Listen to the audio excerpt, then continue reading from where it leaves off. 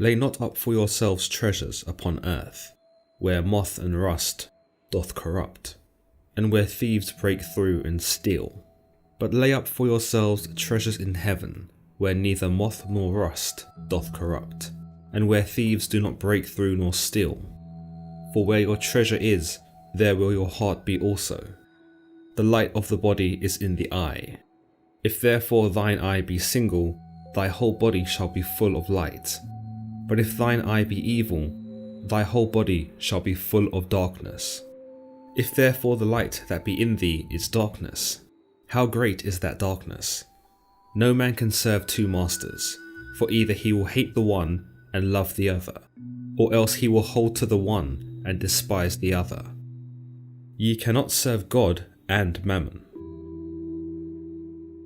So are the words by Jesus in chapter 6 of Matthew in the New Testament, who seeks to explain to us that one should not look for treasures upon the earth, because this is futile, given that such treasures are prone to erosion by rust and moths, or that such materials can be stolen by thieves. Instead, Matthew seeks to guide believers to seek their treasures in heaven, which will last forever, and this serves as an incentive for people to be righteous and to do good things, for this is the only way into heaven. He also tells us that we already have great treasure in our hearts, and that this is enough for us to be fulfilled, providing we are humble and don't get greedy. Here, Matthew seeks to show believers the emptiness in material possession, and seeks to warn them of the perils of being too fixated on filling one's own pockets. Notice the final line, "Ye cannot serve God and Mammon," showing us that one must make a choice as to whether he is rich in mind and body, or rich in earthly possessions and the superficial. In other words, you can't buy your way into heaven. And given the way I don't get promoted on YouTube anymore, and that no one gets notified for new uploads, it's just as bloody well. But what is Mammon in this sentence? In the Bible, Mammon is commonly thought to mean money or material wealth. You'll notice Mammon in this part of scripture is not capitalized, leading us to believe that Mammon is not a being, but simply a term. In Hebrew, it literally meant money, before evolving into the more broader term of wealth. In fact, as far as the Bible goes, Mammon appears to only be a concept, one that represents greed or the pursuit of personal gain. In post-classical Latin, the term was pronounced as mammona, a term still used today in several languages, usually in a derogatory manner in relation to money and finances. The term also held the meaning of wealth in Hellenistic Greek, where we see the more traditional usage of mammon, used to again mean wealth or profit. In the Revised Standard Version of the Bible, meanwhile, mammon is thought to mean the Semitic word for money, or riches. The term itself would eventually become a pejorative term used by Christians to describe gluttony, greed, and the obsession with the material, or wealth. In Polish, the term mamona is used derogatively as a word for money, while in Slovakia, mamona is sometimes used to refer to a greedy person. Other countries such as Finland and Estonia also adopt a similar sounding word to describe this material wealth, including Germany, where mammon itself is a colloquial term for money, though it is often used in combination with the adjective schnöden, meaning contemptible. So it would pretty much be der schnöden Mammon, or the contemptible money. It wasn't until the Middle Ages did Mammon become personified, where he would go on to become one of the 7 princes of hell in some classifications. This might have stemmed from what was thought to have been an ancient Syrian deity, who may have shared the same name as Mammon, or at least represented the same things, such as riches, wealth, and gold. How much influence this deity may have had over the demonic figure now represented in literature is not known, and many details about these ancient Syrian gods are pretty hard to come by. Mammon himself is a relatively hard demon to speak of, given that biblically he never actually appears, leading many to believe that this demon was added into religious belief much later on, most likely in the Middle Ages, where some of the earliest personifications of money, wealth, and greed seem to stem from. Some believe that Mammon was just another name for the demon known as Beelzebub, whilst others, including the 4th century saints Cyprian and Jerome, believe that Mammon was an evil demonic master that enslaved those who were driven by riches and financial abundance. A 12th century bishop of Paris named Peter Lombard had some interesting insights about Mammon, saying that riches are called by the name of a devil, namely Mammon, for Mammon is the name of a devil, by which named riches are called according to the Syrian tongue. Here we see yet another belief that Mammon originated from Syrian culture, and again may have once been a deity in Syrian belief, but also that Mammon is the name of a demon. In a way, it's quite easy to see how this belief may have transpired. Many people view money and wealth as evil parts of society, noting that money makes people do wicked things, or that the pursuit of money can lead one down unscrupulous paths. By giving money a face, it may have served to dissuade some people into getting too invested in chasing materialistic wants and desires.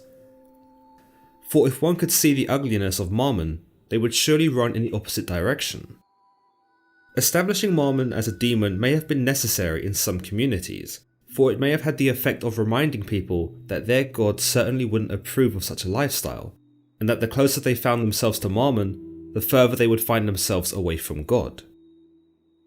Mammon is no stranger to the literary works of some of the greats, however.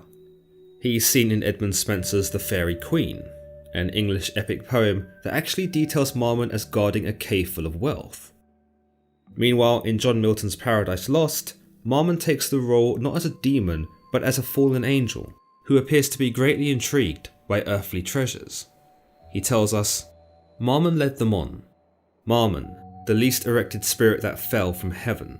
For even in heaven, his looks and thoughts were always downward bent, admiring more the riches of heaven's pavement, trod in gold, than aught divine or holy else enjoyed. In vision beatific, by him first, men also, and by his suggestion taught, ransacked the centre, and with impious hands, rifled the bowels of their mother earth, for treasures better hid. Soon had his crew opened into the hill a spacious wound, and digged out ribs of gold.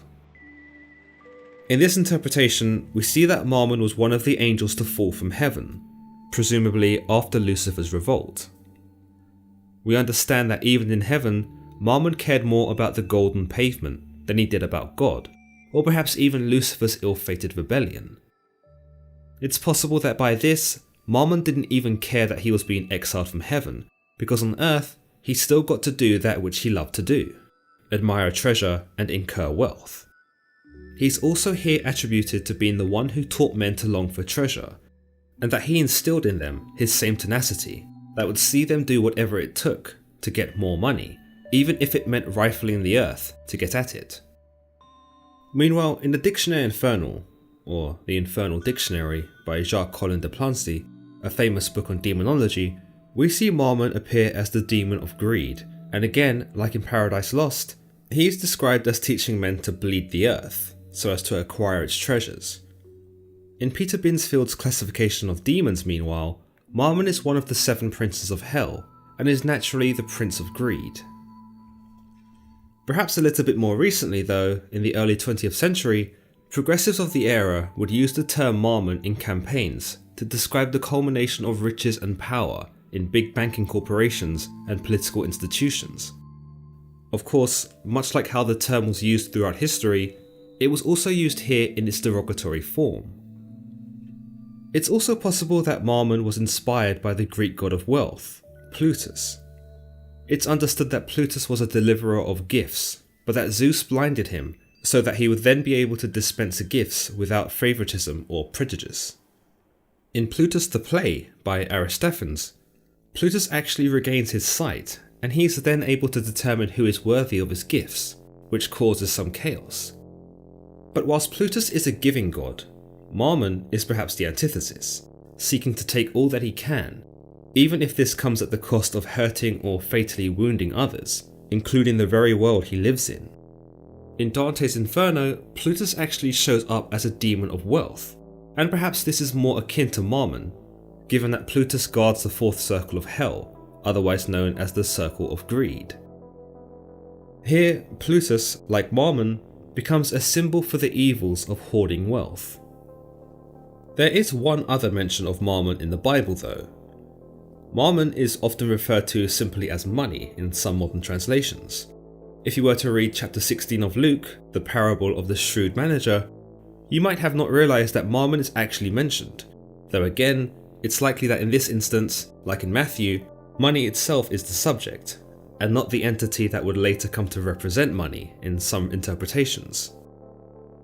The passage details a conversation between Jesus and a Pharisee, and Jesus tries to teach him about being responsible with money, saying, "He that is faithful in that which is least is faithful also in much, and he that is unjust in the least is unjust also in much. If therefore ye have not been faithful in the unrighteous mammon, who will commit to your trust the true riches? And if ye have not been faithful in that which is another man's, who shall give you that which is your own? No servant can serve two masters, for either he will hate the one and love the other, or else he will hold on to the one and despise the other. Ye cannot serve God and mammon."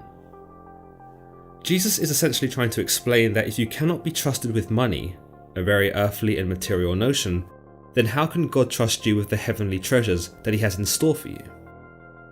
If you are untrustworthy with something as trivial as wealth, then how will you be trusted to handle the glory in the heavens?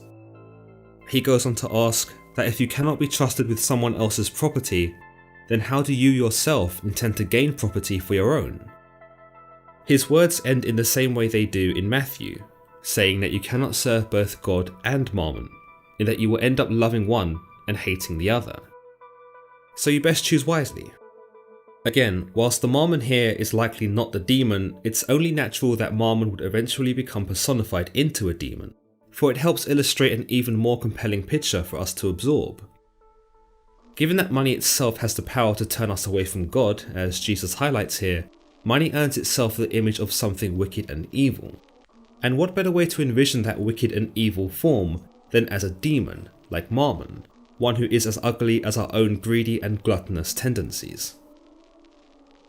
What makes a demon like Mammon so interesting is that unlike other demons, we actually need a part of what he represents in our lives. Unless you're an indigenous tribe who lives off the land, we need money in order to survive in our modern Western world. Perhaps in this then, Mammon isn't money per se, but actually the abundance of money, or the warped mindset one may experience by having too much of it. Perhaps Mammon is the demonic being that goads us into achieving even higher standards of living for ourselves, even though we could be better off using that which we earn to feed the poor or help the sick. In essence, money in its basic form is of course not evil, but the spell it can have over some people, and the way in which it becomes our sole motivation for much of what we do, could very well be the work of Mammon the demon, pushing and prodding us onto a path that will one day lead to him. Perhaps the moral here is, too much of a good thing is a bad thing, and that it is important to share that which we have, so that we do not become corrupt. Yes, sharing is caring. There doesn't appear to be much in the way of artistic representation of Mammon throughout the ages, furthermore contributing to the idea that Mammon was likely a very late addition to religious belief. Again, many Christians do not even acknowledge Mammon, and might not even know who he is for that matter. After all, the demon itself is not imperative to scripture. In any case, Mammon in much more modern times is illustrated in a various set of ways. Some see him as a gluttonous ogre who is fat and grotesque, whilst others see him as a glorious and sumptuous figure. In Dictionnaire Infernal, however, there does exist an illustration of Mammon where he appears to be a bony old man, one who is unremarkable to gaze upon, and one who would blend into society with relative ease. Some believe that Mammon can embody people, and the signs you can supposedly see of him are people who display their wealth quite openly, in boastful or ostentatious manners. These are the types of people who buy things they don't need with money they don't have. I can imagine you might see a whole bunch of them around Black Friday, which is when Mammon is most powerful. Disregard that, I literally just made that up. It could be true though. Others believe that the urge we get to have things like a new phone, expensive clothes, or even jewellery is actually Mammon whispering in our ears, goading believers away from God and closer into his clutches. Perhaps the greatest trick that Mammon has over his fellow demons is that he has a pretty big influence over humans. If any of these beliefs or ideas are true, Mammon is actually one of the most powerful demons, in that he inspires greed, envy, and perhaps even lust, and makes it so irresistible to man that one cannot help themselves and may end up giving in. Through this thinking, even the most spiritually loyal is susceptible to corruption.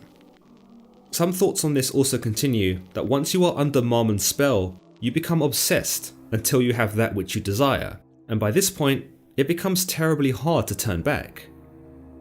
Like in Paradise Lost, where he is described as ransacking the earth to obtain its buried treasure, those under Mammon's spell will also act with the same mindless tenacity. Given that one is powerless under Mammon's spell, you might consider him to be something of an enslaver of men, especially given that it is difficult to be free of him once he has you. But until that day comes, you may wish to spruce up on the other demons waiting for you in the Angels and Demons playlist. And while you're there, why not subscribe for more content just like this? Until then, folks.